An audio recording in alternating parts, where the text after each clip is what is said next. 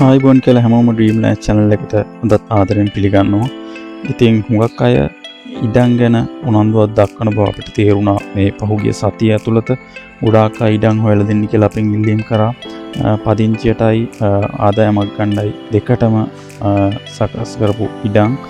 ඉතින් ඒ වගේ ඉඩම් ගැන යනකොට හුඟක් ඔය කුරුණෑකල ප්‍රදේශයේ වගේ ඉඩම් තියෙනවා.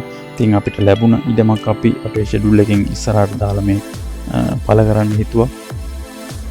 මේ ඉඩම පිහිටලා තියෙන්නේ ගිරිඋල්ලයි පන්ලයි අතර අක්කර 1.5ක ඉඩමක් මේක.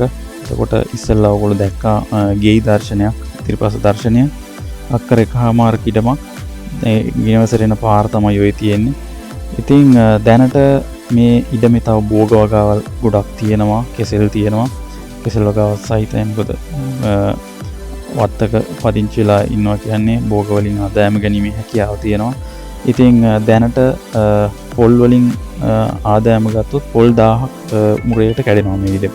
ඔය තියෙන්නේ නිවසේ දර්ශනයක්. පොල් 1000කට කැඩෙන ඉඩමක් මේක. අක්කර 1.5යි.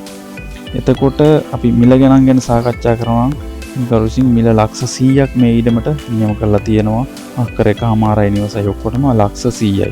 ඉතින් හිමිකරුත් සමග මිල ගණන් සාකච්ඡා කරගන්න හැකියාව තියෙනවා. නම්බර එක ඉදිරියේ දිස් වෙයි.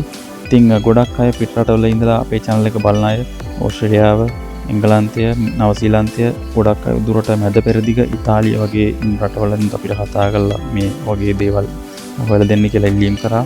ලංකාවේ ඇතුළට කතා කරා. ඉතින් ඔයගොල්ලෝ බලන්න හිමිකරුත් සමග සාකච්ඡා කරලා මේක මිල ගණන් කොහොමද වෙනස් කරගැනීමේ හැකියාව තියෙනවද කියලා.